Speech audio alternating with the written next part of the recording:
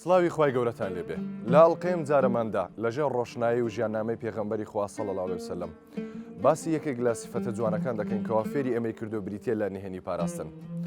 چیرۆکی ئەو پیاوە بەڕێزەمان هەیە کە خاوەنی ئەو فرۆشگایەیە. کێشە و گرفتێکی زۆری هەیە لە ژیانی، بەڵام نهێنیەکەی لە هیچ کەسێک باز ناکە و نایدرچێنێت. و ئەو پیاوەشمان هەیە کەەوە بەردەوام تەداخولی ژیانی خەڵکی دەکە و حەز دەکە کێشە و گرفتەکانیان بزانێت. با سەیری چیرۆکی ئەم جارەمان بکەین.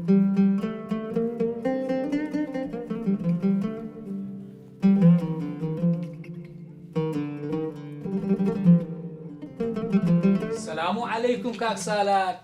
عليكم السلام ورحمة الله بخير بصالح. كاك سالار ما شاء الله بداي مساعدة باخيرة غرقوها أو تسي أو خم خفتها سبكين برا خمي زمانية باشا كاك سالار بيمبري سد كردو ولا خيزانة كت بتي برا بسمكر بيتو والله حزم لي بزان مشكلة بيني نقوتيا أو بيني خو معنا كاك صالح بيوزناك كسب تلا أخذ معك بقربان كاك سالار خو من کەسێکی بێگانە نیمە، یعنی ئەگەر ئەو کێشەی خۆتان باز بکەی لە بۆ من یعنی چییە؟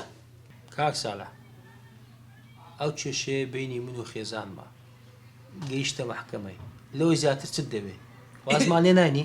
کاک سالار خوددا شاهێدە ئەمن حەز دەکەم یارمەتیت بدەم و ئەو مشکلە لە چارەسەر بکەم. کاکە سوپاسی یارمەتیت دەکەم، مشکلەی خۆم لۆ خۆمە و نهێنی خۆم لۆ خۆمە. بڕۆ تو کێشەی خۆت چارەسەرکە نەک بەدوای کێشەی خەڵکی داگەڕێ. ساڵح نازام لۆ نەمەرەخت ئەوەیە کێشەی ئەو ماری بزانی. ئێستا با ئەمە زۆری لە بۆ کەمەی نەرێن. ئێستا لۆم باز دەکەی یان نا؟ لۆت باز ناکەم، نهێنی خۆم لۆ خۆمە. بڕۆ مشکلەی خۆت حەلکە، ئەوەندە بەدوای مشکلی خەڵکیدا دەگەڕێ.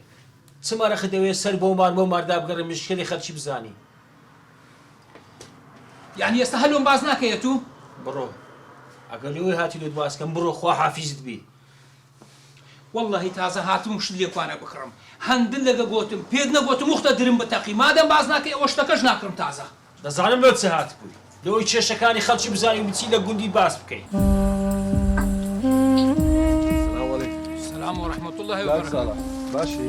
باشمە تو گوی؟ ئەو چی دەکەی لێرە؟ وەڵی چاوەڕێی حاجی سابیری دەکەم. خێر؟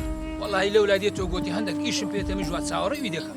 بە ئینشاڵڵا خێر دەبێتم. وەڵاهی برا وەکو برا بچووکێکت یەک نسیحەتی بچووکم هەیە ئەگەر لێم وەرگری.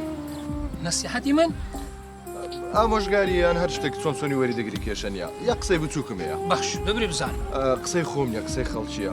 زۆر گلەی لێ دەکەن.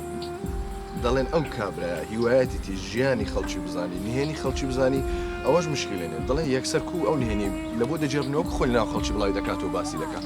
کەسی قەت پێ ناکات. کورە کاچی من والله بوختانم پێ دەکەن. ئەتوو باسی چی دەکەی دوایە؟ والله لە بۆ تو جوانی ئێستا کە ئەو قسەی لە بەرامبەرە من دەکەی و بوختانەی بە من دەکەی. کاکە جان نەیەکە نەدووە نەسەیە تەواوی خەڵکی گوندەی باسی تو دەکەن. کاکەمت چ لە خەڵکی گوندی بکەم بابە والله بوختانم پێ دەکەن. ئەمە ئەوی شانە لە ڕدێنی من ناوەشێتەوە بابە. باش کاک ساڵح بگورە خوای دایەتت دا. سەر چاو کوف